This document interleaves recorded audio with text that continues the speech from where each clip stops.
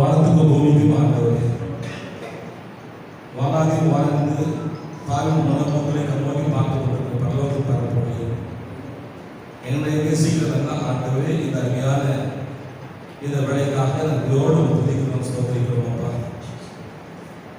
ஆண்டவரே, இந்த நாளிலே இந்த குமாரபாளையம் ஏஎப்பி சபையில் கூட ஆண்டவரே மதிப்பீர்களாக எங்களுக்கு ஒன்று பிடிக்கிற மக்களாக கல்விக்காக நன்றி செலுத்துகிறோம்.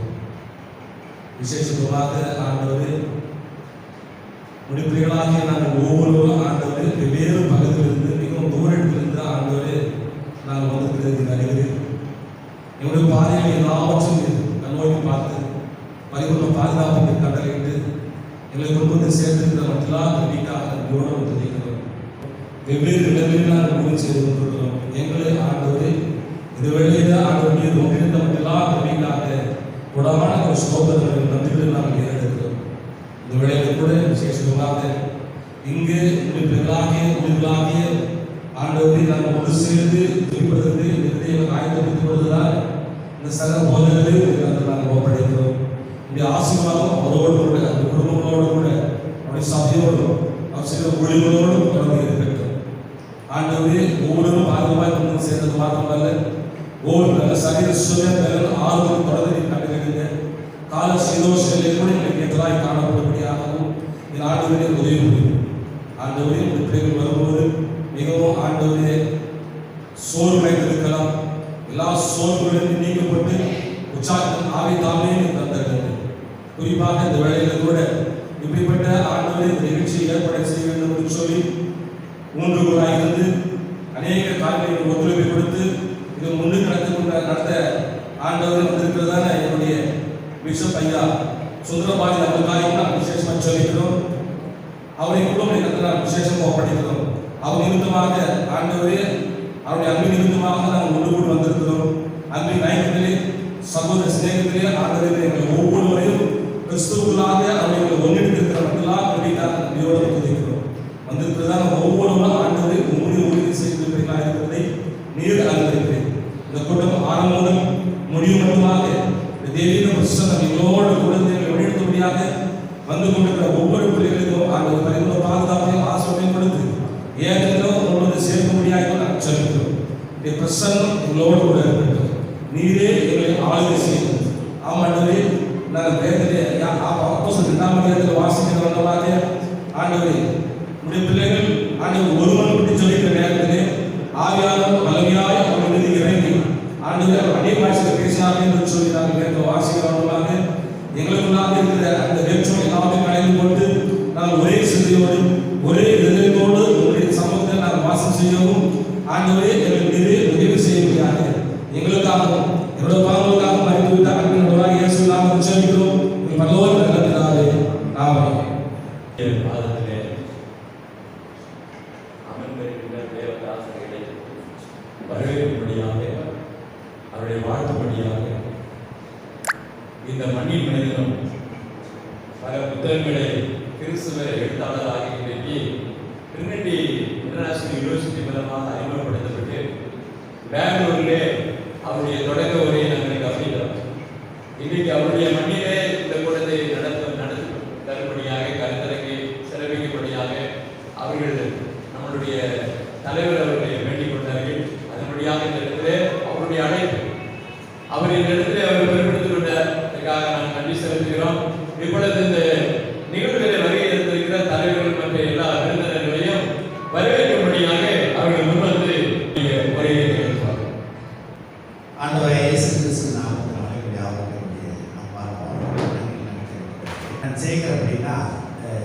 நான் சார்ந்திருக்கிற சபை சர்ச் ஆஃப் கிரைஸ்ட் கிறிஸ்டின் சபை. ரோமர் 16:16 நாம் படிச்சிருக்கோம். ஒருவர் பரிசுத்த முத்தத்தோடு வாழ்த்துட்டு கிறிஸ்டின் சபையார்களை வாழ்த்துகிறார். கிறிஸ்டின் சபை அப்படின்னா நாங்கள் இன்ஸ்ட்ருமெண்ட் போட மாட்டோம், நாங்கள் போடுறது. அதே பட்சத்தில் லோகத்துக்கு எல்லா பாசமும் தெரியும். எங்க இடத்துல மீட்டிங் வச்சா அவங்க யாரும் கை தட்ட மாட்டாங்க, அவங்க யாரும் அங்கேயும் சொல்ல மாட்டாங்க. அப்படின்னா அது தப்பு நான் சொல்ல வரல. அதையெல்லாம் நம்ம பேசுறது இது நேரம் அல்ல. என்னை குறித்து அறிமுகத்துக்காக நான் சொல்றேன். இந்த யூனிவர்சிட்டி சார்பாக எல்லா சபையிலிருந்தும் வந்திருக்கிற போதகர்கள், பேராயர்கள், ஆயர்கள் எல்லாருக்கும் ஒரு சிறந்த ஒரு கூட்டமாக இது திகழ்ந்துள்ளது என்பதில் மாற்றத்தில்லை.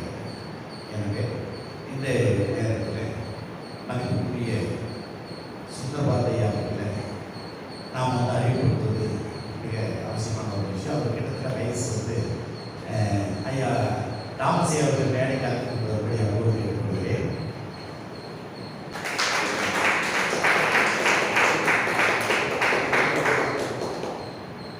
எங்கள் சார்பாக நம்ம மனிதாஸ் ஐயாவும் தாமஸ் ஐயாவும் ஐயாவுக்கு முன்னாடி இருக்கிறேன்.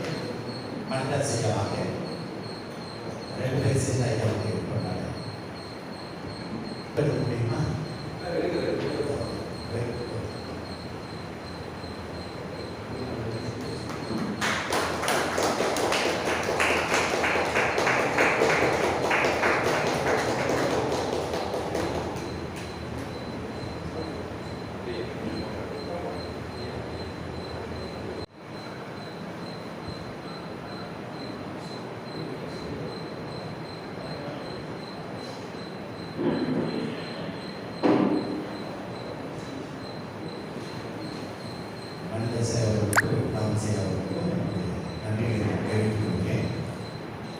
அவர் வந்து தமிழ்நாடு மட்டுமல்ல இந்தியா முழுவதுமே அறியப்பட்ட ஒரு தலைவராக இருக்கார்.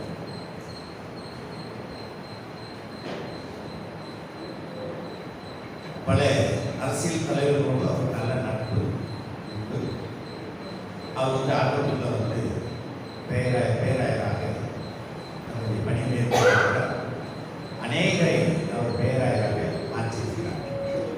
அது ஒரு சிறந்த ஒரு காரியமாக இருக்கிறது. எனவே ஐயா அவர்களுக்கு இந்த கூட்டத்தின் சார்பாக நன்றிகளை நான் தெரிவிக்கிறேன். அடுத்ததாக பெங்களூர் வந்திருக்கிற இதற்குரிய பேராயர் விக்னேஸ்வர் மனோகர் அவர்கள், அவர் உண்மையாக குமாரபுரத்தில் வந்தது சிறப்பான ஒரு விஷயம். அவர் தன்னுடைய விளைவிட்டு கூட கருதாமல் மிக அற்புதமாக அவர் குமாரபுரத்தில் வந்திருக்கிறார். அவரை மேடையில் நம்பி அன்போடு நான் இருக்கிறேன்.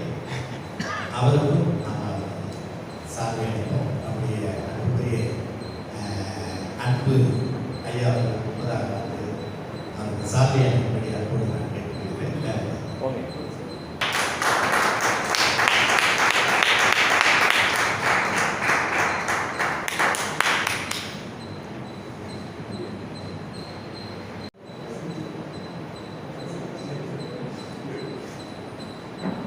அடுத்ததாக அன்புக்குரிய தாமஸ் வினோதையா மிக அருமையான பேச்சாளர். நிறைய பகுதிகளுக்கு சென்று வடநாடுகளுக்கும் வெளிநாடுகளுக்கும் சென்று சிறந்த ஒரு பேசியை பண்ணி கொண்டிருக்கிறார். குமாரபுரத்தில் வந்ததுக்கு நாம் அவருக்கு நன்றி சொல்லுவோம். அவருக்கு நாம் சார்பை எடுப்போம். துருவனையாவும் நம்ம பாண்டியனையாவும் அனுப்பிப்படியாக போடுகிறேன்.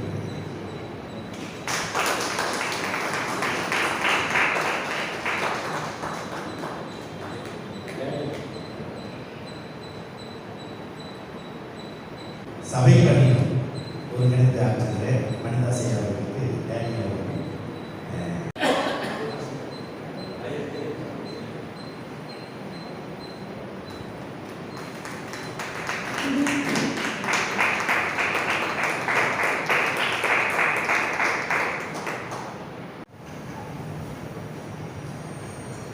யாருக்குதான் தேவாதி தேவனாக இருந்து யாருக்கு தேவாதி ஞானவான்களுக்கு ஞானவான்களுக்கு மட்டுமே தன்னை வெளிப்படுத்திய தேவன் இதாக அறிவுக்கு எட்டாதது என்றால் என்ன? இந்த ஒவ்வொரு மாநாட்டிலும் வரக்கூடிய மக்கள், பேசுகிற மக்கள், பங்கெடுக்கிற மக்கள் ஏதாவது சில புதிய ரகசியங்களை, புதிய செய்திகளை கேட்டு சந்தோஷத்தோடு ஆன்மீக திருப்தியோடு திரும்பிச் செல்ல வேண்டும் என்று நான் வலியுறுத்துகிறேன். 2002ஆம் ஆண்டிலே நிறுவப்பட்ட இந்த சர்வதேச பல்கலைக்கழகம் இப்பொழுது ஏறத்தாழ 23 ஆண்டுகளை கடந்து நடந்து கொண்டிருக்கிறது, இல்லை ஓடிக்கொண்டிருக்கிறது. 27 நாடுகளிலே நம்மிடம் பட்டம் பெற்றவர்கள் பல்வேறு பதவிகளிலே உயர்ந்த கௌரவமான மேன்மைகளிலே வாழ்ந்து கொண்டிருக்கிறார்கள். ஏறத்தாழ 40,000 பேர் நம்மிடம் பட்டம் பெற்றிருக்கிறார்கள். இதுவரைக்கும் தமிழ்நாடு கவர்மெண்ட் ரெஜிஸ்ட்ரேஷன் அண்ட் மத்திய அரசாங்கத்தினுடைய ரெஜிஸ்ட்ரேஷனோடு இயங்கிக் கொண்டிருக்கக்கூடிய இந்த பல்கலைக்கழகம் அமெரிக்கா 5 நாடுகள் புகழ்பெற்ற ஸ்தாபனங்களை அபிலியேட் நாம் பெற்றிருக்கிறோம். இப்பொழுது புதிதாக இந்த வருஷத்தில் இயர்லிங் சொல்லுவாங்கல்ல, இயர்லிங் நாட்கள் முடிந்த பிறகு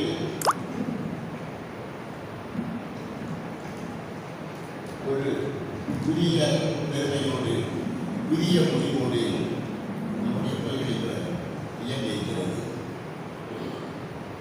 என்று சொன்னால் ட்ரினிட்டி தியாலஜிக்கல் எஜுகேஷன் ட்ரஸ்ட் என்ற பெயரில் ஒரு அங்கமாக யூனிவர்சிட்டி ஆஃப் ட்ரினிட்டி வைத்திருக்கிறது. ட்ரினிட்டி சட்டப்படி என்ற 2 அமைப்புகளை நிறுத்தி மேல்நாடுகளின் ஒத்துழைப்போடு சாத்தியமான ஒத்துழைப்புள்ளார். அவங்களுடைய ஆறுக்குரிய ஒற்றுமையோடு ஐக்கியத்தோடு செயல்படுத்துகிறோம். புதிய வரக்கூடிய மாதங்களிலே youth carbon mission trust Karnataka, Bangalore, அந்த ஐக்கியமும் நம்முடைய ஐக்கியமும் இணைந்து 2 மாநில அந்தஸ்துகளோடு ஒரு மத்திய அரசு அங்கீகாரத்தோடு புதிய நிலை கொண்டு கட்டளை வெளிப்படுத்தியிருக்கிறது. சர்டிஃபிகேட்டில் கர்நாடகா கவர்மெண்ட் ரெஜிஸ்ட்ரேஷன் அந்த விவரங்களோடு தமிழ்நாடு கவர்மெண்டின் ரெஜிஸ்ட்ரேஷன் விவரங்களோடு பதிக்கப்பட்டுதான் புதிய சர்டிஃபிகேட்டை வழங்கியிருக்கிறது. இந்த புதிய பாதைக்குள்ளே ஒரு புதிய வெளிச்சத்துக்குள்ளே நம்மை வெளிப்படுத்துகிற புதிய பொறுப்பை நம்முடைய பொதுச் செயலாளராக ஜெனரல் செக்ரட்டரியாக இருக்கக்கூடிய யுபினேசன் மனோகரனுக்கு பொறுப்படுத்தி அந்த மகிழ்ச்சி என்பதோடு தெரிவித்துள்ளார்.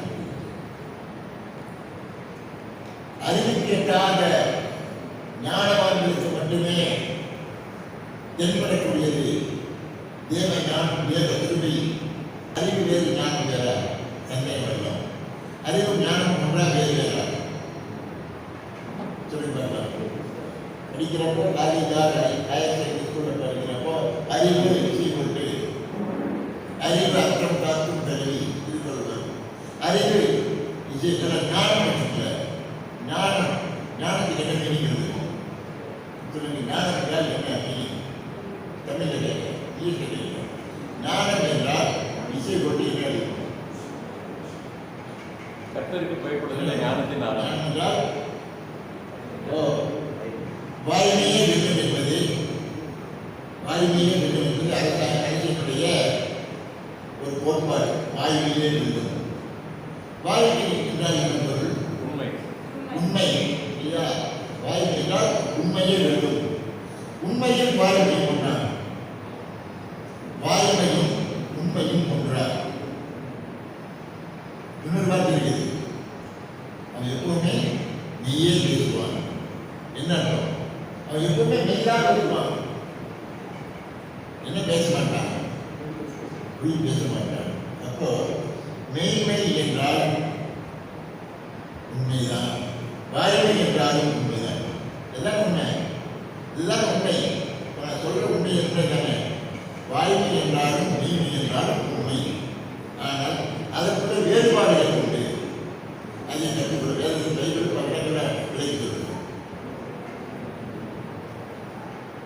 இந்த வாய்மை என்பது வாயினால் சொல்லக்கூடிய வார்த்தைகள், வாயினால் பேசக்கூடிய மொழிகள், வாயினால் பிரசங்கிக்கக்கூடிய பிரசங்கள், வாயினால் வெளிப்படுவதெல்லாம் வாய்மை. வாயிலே கிடக்கூடிய வார்த்தைகளின் தூய்மைதான் வாய்மை. தூய்மைதான் முக்கியம். தூய்மை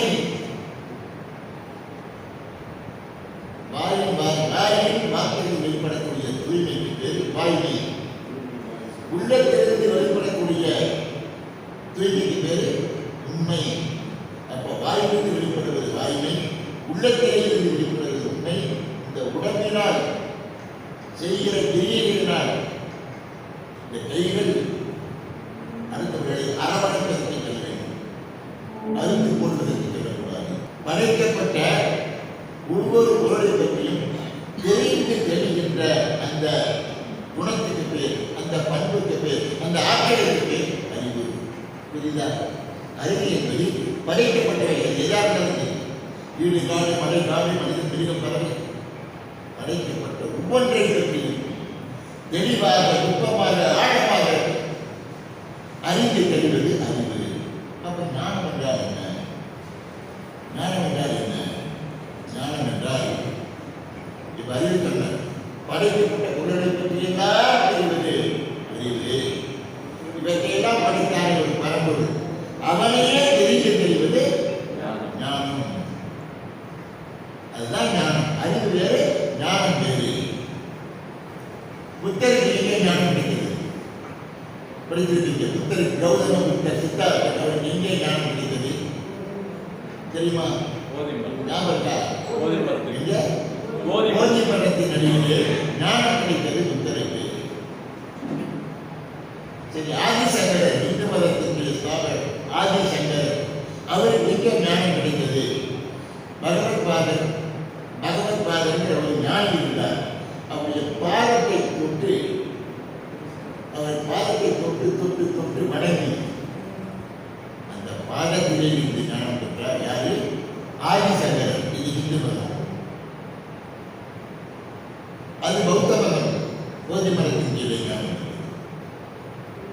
மகாவீரர் இருந்தார் தெரியுமா? சமண சமயம், சமண மதம் கேள்விப்பட்டீங்களா? சமண மதம் அது பேரு. அதை ஸ்தாபித்தவர் பேர் மகாவீரர். அவர் எங்கே ஞானம் பெற்றார்? வெட்ட வெளியிலே ஞானம் பெற்றார். வெட்ட ஓப்பன் ஸ்பேஸ் வெட்ட வெளியிலே அவருக்கு ஞானம் கிடைத்தது. குரு பிரம்மதேவர் கிறிஸ்தவத்துக்கு அடுத்தபடியாக உலகமெல்லாம் பரவியிருக்கிற ஒரு மதம் எது? இஸ்லாமிய மதம். யாரு இஸ்லாமிய மதத்தின் உலகம்தான் யாரால் படிக்கப்பட்டது? முகமது நபியார். அவர் எழுதவில்லை, அவர் எழுதப்படி தெரியாது, சொல்ல சொல்ல எழுதினார். அவருக்கு என்ன ஞானம் கிடைத்தது? மலைக்குள்ளே, ஒரு மலையினுள்ளே மலை குகைக்குள்ளே அவருக்கு ஞானம் கிடைத்தது. புத்தருக்கு போதி மரம், மகாவீரருக்கு வெட்டவெளி, ஆதிசங்கருக்கு அவருடைய பாதம், பகவத்பாதர் பாதம், நபிநாயகத்திற்கு மலை குகை, இப்படியெல்லாம் ஞானம் கிடைத்தது. ஒவ்வொரு மதத்தின் ஸ்தாபகருக்கும் இப்படியெல்லாம் ஞானம் கிடைத்தது. அப்ப நம்ம கேள்வி, நம்முடைய கிறிஸ்துவாகிய இயேசுவுக்கு எங்கே ஞானம் கிடைத்தது? கேட்கிறோமா இல்லையா? யாரும் இவங்கெல்லாம் எல்லா மதங்களையும் தவிர எல்லாருக்கும் எப்படியெல்லாம் ஞானம் கிடைத்தது? எங்கள் நம்முடைய பரமபிதா இயேசுவுக்கு எங்கே ஞானம் கிடைத்தது? அவங்கெல்லாம் ஞானம் பெற்றாங்க. அவர் பெற்றதும், மலை குகையிலே இவர் பெற்றதும், பாதத்திலே அவர் பெற்றதும், வெட்டவெளியிலே இவர் பெற்றதும், இப்படி எல்லாம் பெற்றாங்களே, அந்த ஞானமே இயேசு. அந்த ஞானமே யாரு? அப்படி பெற்றதாக சொல்லப்படுகிறார்கள். ஞானத்தின் வடிவம் இயேசு கிறிஸ்து. மற்ற நூல்களெல்லாம் பைபிளை தவிர அத்தனை மதநூல்களும் தேவனை பற்றி மனிதர்களால் எழுதப்பட்ட பெரிய பௌத்த வம்சம், ராஜ வம்சம், லங்கா சமுத்திரம் எல்லாம் மனிதர்களால் தேவனை பற்றி எழுதப்பட்டது. அவங்க தேவனை பற்றி மனிதர்களால் எழுதப்பட்டது. ஆனால் நம்முடைய வேதமாக பைபிள் மட்டும் தேவனால் மனிதர்களால் எழுதப்பட்டது. மற்ற நூலெல்லாம் மனிதனால் அவங்களுடைய தேவர்களுக்காக எழுதப்பட்டது. ஆனால் நாமும் இறைவனால் எழுதப்பட்ட வேதத்தை நம்முடைய மேன்மை பொருந்திய வேத நூலாக இந்த அநேக விஷயங்கள் போய் புதிய புதிய கருத்து, புதிய புதிய சிந்தனைகள் பைபிளில் இருக்கு. இதை அதிலிருந்தான் கற்றுக்கொள்கிறேன். கற்றேன், வேதத்தினால் கற்றேன், வேத எழுத்துக்களிலிருந்து உணர்ந்திருந்தேன். வெளியே கற்க முடியாது, வேதத்தினுள்ளே ஊழியிருந்தால் பெற முடியும். இப்போ உங்களுக்கு தெரியும், வேதாகமத்தில் எத்தனை தூதர்கள் உங்களுக்கு தெரியும்? வேதாகமத்தில் எத்தனை தூதர்கள் இருக்காங்க? எல்லாரும் தெரியும். யாவையே மைக்கேல், லூசிபர் கேள்விப்பட்டிருக்கீங்களா? பிதாகுமாரன் வந்திருக்காங்க. 3 பேர் காலத்தில் 3 பேருக்கு தூதர் இருந்தாங்க. லூசிபர் யாருக்கு தூதராக இருந்தார்? லூசிபர் யாருடைய தூதர்?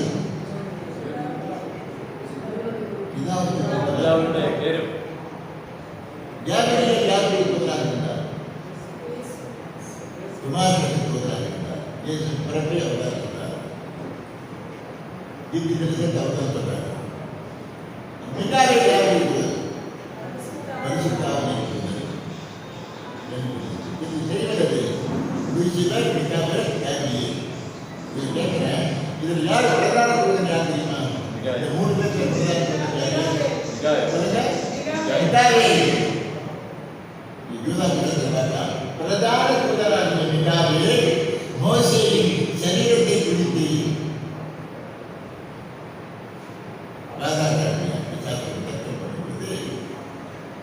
கர்த்தர் உங்களை எழுதிவிடுவாராக. இவ்வளவு பேர் தான் இருக்காங்க. நான் படிக்கிற பைபிள் 3 பேர் தான் தெரியும். யோவான் 5ஆம் அதிகாரத்தில் ஒரு குளம் இருக்கு. அந்த குளத்திலே யார் முதல்ல இருக்கிறானோ அவன் பல வருஷம் பல மாதம் காத்திருந்து யார் முதல்ல தூதன் கலக்கின உடனே இருக்கிறானோ அவன் சுகமடைவான். இது வேதத்தில் யோவான் 5 பார்க்கிறோம். யார் முக்கியங்க? அந்த குளமா, குளத்தில் நிரப்பி இருக்கிற தண்ணீரா, அல்லது குளத்தில் கிடைக்கிற தூதனா? யார் முக்கியம்? யார் பிரதானமாக பேசப்பட வேண்டியது? யார்? குளமா, நீரா, தூதனா? சொல்லுங்க, யார் கிடைக்கிறது? பார்ப்போம்.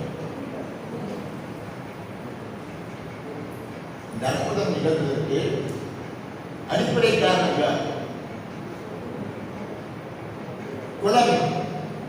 அது நிரம்பி இருக்கிறது ஜலம், ஜலமான ஒரு தண்ணீர். அந்த குளத்துக்கு ஒரு பேர் உண்டு. என்ன? பெதஸ்தா. அந்த இந்த தண்ணீரை காட்டிலும், தண்ணீரை நிரப்பிக்கக்கூடிய குளத்தை காட்டிலும் அதிகமாக பேசப்பட வேண்டியது, விவரிக்கப்பட வேண்டியது அந்த தூதன் தான்.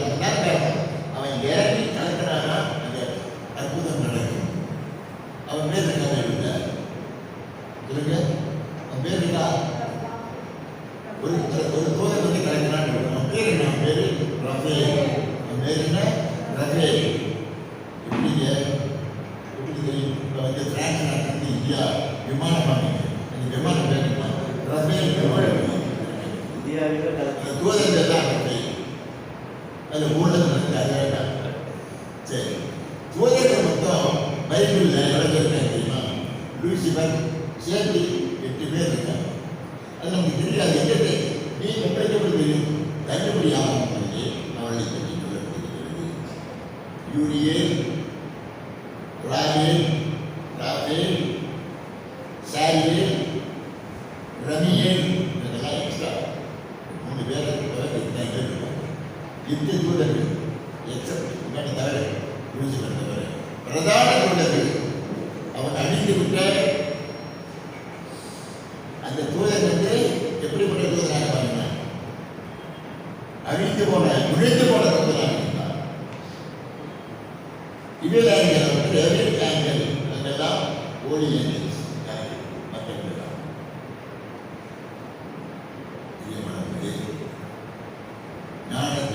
வாங்கிட்டு அறிவை வாங்கிட்டு இங்கே வந்திருக்கிறீர்கள். அங்கே வந்திருக்கிறவங்க எல்லாம் ஒன்றும் ஞானத்திலே அறிவிலே பிடித்தவர்கள் ஞானத்தை தேடுகிறது. எல்லாரும் அறிவாளிகள் தான்.